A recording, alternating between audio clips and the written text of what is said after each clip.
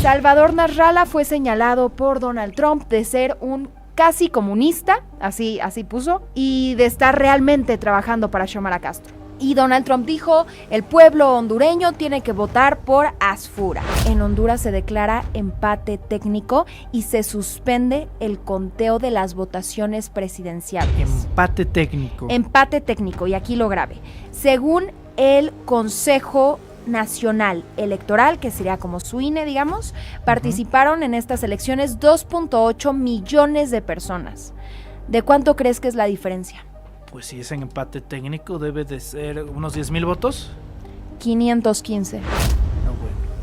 O sea, qué curioso que se mete Estados Unidos, que Donald Trump le dice al pueblo hondureño por quién tiene que votar, luego su candidato resulta que queda a la cabeza, pero con un empate técnico, una diferencia de 515 votos por el candidato respaldado por Trump. Es algo absurdo. Y entonces ahora el Consejo Nacional Electoral va a tener un mes para dar los resultados oficiales. Y mientras tanto puede haber una inestabilidad política total. Escalan las tensiones intervencionistas de Estados Unidos en América Latina. El presidente de Estados Unidos, Donald Trump, anunció el cierre del espacio aéreo sobre Venezuela. Esto mientras se informó que el republicano tuvo una llamada con su homólogo venezolano Nicolás Maduro. No solo es Venezuela donde tenemos que voltear, porque en Honduras tuvieron unas reñidas elecciones marcadas por el injerencismo estadounidense. Trump respaldó al candidato conservador y amenazó con consecuencias si él no ganaba. Curiosamente, en Honduras anduvo Alito Moreno, líder nacional del PRI. Lo invitaron como observador para garantizar un proceso democrático, así de absurdo como suena. Para hablar de eso, tenemos, y agradezco muchísimo, al estudio en cabina a la periodista Sofía Otero. Sofía, bienvenida, y te ofrezco una disculpa por la tardanza. Bienvenida, ¿cómo estás? Bien, muchas gracias. No pasa absolutamente nada. Aquí estamos a la orden para platicar de lo que ha estado pasando. Trump ya se metió en 2 procesos electorales nada más este año, yo diría que en cuestión de menos de 2 meses. Argentina y ahora Honduras. Y eso públicamente, porque algo que es muy interesante es que antes Estados Unidos pues sí tenía esa injerencia, pero lo hacían de forma suave. Ya para este punto Trump agarra y lo pone en Twitter y es bastante evidente que no le importa esconderlo. Y lo que pasó en Honduras es muy preocupante. En Honduras básicamente se tenía a 3 aspirantes. Nasri Asfura, que era el favorito de Trump, hiperconservador. Salvador Nasrallah, que era, digamos, el candidato de centro, y luego teníamos a Rixi Moncada, que era la más cercana a Xiomara Castro. Salvador Nasrallah fue señalado por Donald Trump de ser un casi comunista, así puso, y de estar realmente trabajando para Xiomara Castro. Y Donald Trump dijo, el pueblo hondureño tiene que votar por Asfura. ¿Qué es lo que sucede? Y esto es una noticia de último momento. Bueno, en Honduras se declara empate técnico y se suspende el conteo de las votaciones presidenciales. Empate técnico. Empate técnico, y aquí lo grave. Según el Consejo Nacional Electoral, que sería como su INE, digamos, participaron en estas elecciones 2.8 millones de personas.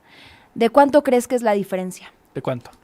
Los candidatos que encabezan son Nasri Asfura y Salvador Nasrallah, o sea, el respaldado por Trump de superderecha y el de centro. ¿Cuánto crees que es la diferencia de votos? Dime algo absurdo. Estamos hablando de una elección con 2.8 millones. Pues si es en empate técnico debe de ser unos 10,000 votos. 515. No, bueno. 515. Y además, Asfura, el respaldado por Trump, se ve muy calmado por esta situación. Dijo, después de que se cierra el conteo, dijo que los números van a hablar por sí solos y que en varios departamentos las diferencias son a favor de su partido. O sea, qué curioso que se mete Estados Unidos, que Donald Trump le dice al pueblo hondureño por quién tiene que votar, luego su candidato resulta que queda a la cabeza, pero con un empate técnico, una diferencia de 515 votos por el candidato respaldado por Trump. Es algo absurdo. Y entonces ahora el Consejo Nacional Electoral va a tener un mes para dar los resultados oficiales. Y mientras tanto puede haber una inestabilidad política total. Tú dices Honduras 2025, yo digo México 2006. Justamente. hay paralelismos, ¿no? O sea, pero 515 votos. No, O sea, loco. Con Andrés o sea, Manuel la diferencia era de 100,000 votos aproximadamente. En un país de 120 millones de mexicanos en ese momento, con un padrón de 90 millones, 100,000 votos, sí. pero aquí es Absurdo. demencial. Es demencial. Y además, Donald Trump se mete en este proceso electoral no solamente poniendo un tuit diciéndole a la gente cómo quiere que vote, sino además expresa que le va a dar el perdón a un expresidente de Honduras llamado Orlando Hernández, conservador, que gobernó Honduras de 2014 a 2022, digamos que ideológicamente estaría dentro del bando de... ¿Calderón?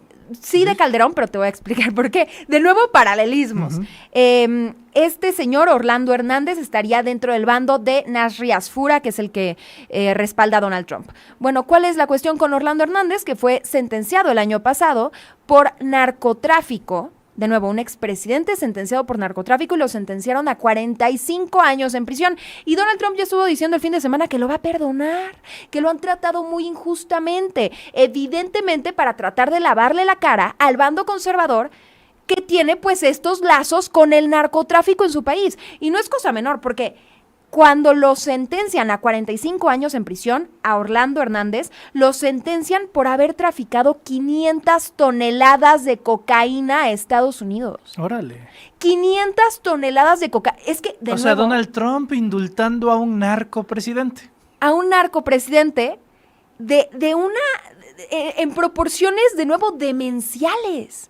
Todo para tratar de lavarle la cara y beneficiar al bando conservador en Honduras. Es que, nuevamente, no sé cómo explicarlo, pero es demencial. Y claro que podemos ver paralelismos, porque así como tú te estabas remontando al 2006 con este tema del fraude, ¿no? Pues podemos irnos al 2030, ¿no? Porque vamos a pensar, si el bando, yo pienso que para el 2030 con la salud de Donald Trump igual y ya está petateado, pero suponiendo que no y que sigue el movimiento MAGA o los republicanos psicóticos en el poder, 2030 elecciones presidenciales en México, ¿quién quita que perdonan a Genaro García Luna para tratar de limpiarle la cara al PAN, ¿no? Y yo sé que sueno conspiranoica como muchas cosas que yo digo aquí que se terminan cumpliendo. Pero pues hasta el día de ayer nadie hubiera apostado a que iban a liberar a Juan Orlando. Exacto. Y lo hicieron. Entonces lo de García Luna hoy no me parece ninguna demencia. O sea, sí, imagina, digo, no será Trump en el 30, pero podría ser J.D. Vance o podría ser cualquier otro loco conservador republicano. Soltamos a García Luna para que el PAN gane en 2030, ¿no? Para el lavado de cara. Exacto, y es una cuestión profundamente política, porque cuando dicen, no, es que nosotros queremos tener mano dura con los narcotraficantes, y es por eso que extrajudicialmente estamos asesinando a pescadores en la América Latina, por favor, ¿con qué cara? Ya sabemos que son unos hipócritas y unos mentirosos, ¿no? Pero ¿con qué cara puede Donald Trump o el bando MAGA o los republicanos decir que son el partido al que le preocupa el tráfico de drogas y la muerte de estadounidenses por sobredosis y luego perdonar a un sujeto que traficó 500 toneladas de cocaína? O sea, es que ya estamos viviendo en una ficción muy, muy, muy extraña. No, bueno, a García Luna hasta le van a ofrecer disculpas, ¿no? En una Perdone, de esas... señor, perdone, joven, ¿no? O sea, o al Chapo Guzmán, o sea... Va a decir que como a este dijo Trump, que lo trataron muy cruelmente, muy mal. Órale. Pues en una de esas, ¿no? Por eso yo creo que es importante ver lo que está sucediendo en otros países en Latinoamérica, porque claro que podemos ver ciertos escenarios similares, ciertos paralelismos, yéndonos para atrás o especulando sobre lo que puede suceder hacia adelante. Y entonces, mientras Trump en retórica habla de querer desmantelar estos grupos criminales, pues podemos ver con este indulto que pretende dar, que es una cuestión de injerencia política y punto. Lo mismo que sucede en Venezuela. O sea, de hecho, el New York Times, tú hablaste de esa nota, el New York Times publica una nota en la que hablan de las mentiras de Machado sobre Nicolás Maduro. Porque Machado ha dicho que Nicolás Maduro, y yo no vengo a decir que Nicolás Maduro es un gran presidente, para nada, pero aquí la acusación, o que es súper democrático, de nuevo, para nada. Pero esa no es la discusión. La discusión es, ¿Nicolás Maduro es un narcotraficante? Porque Machado dice que sí, y pruebas públicas no hay. Y además lo responsabilizan de encabezar el cártel de los soles, que no se sabía de su existencia hasta que Estados Unidos dice, sí existe porque él lo encabeza. No, pues padrísimo. Y es la justificación perfecta para intervenir. Es una cuestión meramente de retórica, pruebas a quién le importa. Y el mismo New York Times esta semana publica que Trump y Maduro tuvieron una conversación telefónica.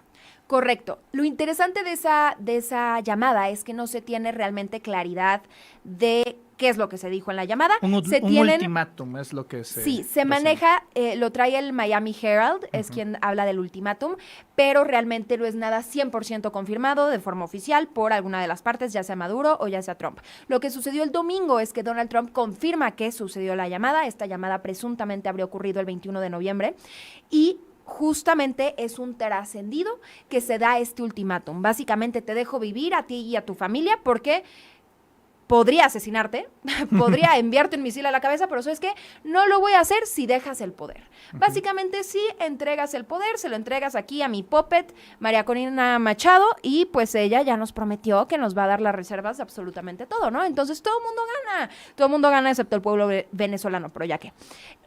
Eso es lo que presuntamente sucede en la llamada, pero de nuevo no está 100% confirmado. Ahora, de manera oficial, tenemos confirmación intervencionista, y digo oficial porque esto lo ha hecho toda la vida Estados Unidos, pero nunca de una forma tan descarada como lo está haciendo ahora.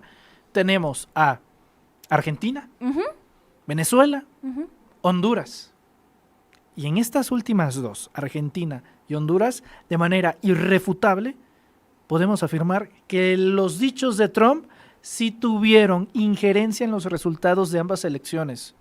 Sofía, ¿qué va a pasar en 2027? Claro.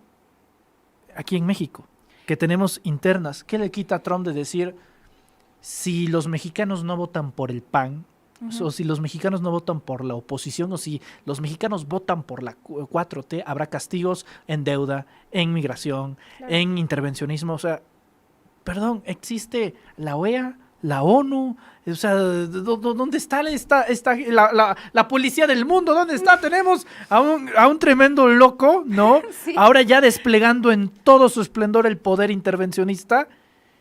Y yo me pregunto, perdón, tenemos el tiempo encima, en un año inicia el proceso electoral en nuestro país. ¿Qué le quita a Trump de que se meta? ¿Cómo lo está haciendo ahora?